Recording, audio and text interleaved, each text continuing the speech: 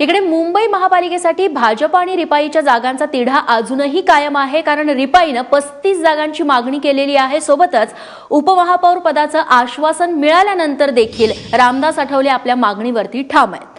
तसंच सत्ता आल्यास 2.5 वर्ष महापौर पद आणि स्थायी समिती अध्यक्षपद अशी देखील आठवलेंनी मागणी केली आहे। रात्री विनोद तावडे, आशिष शेलार यांनी रामदास आठवलेंची भेट घेतली।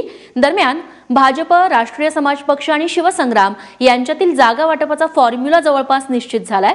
या फॉर्म्युल्यानुसार भाजप 195 जागा, रासप 5 आणि शिवसंग्राम 4 जागा लढवणार असल्याचं कळतंय।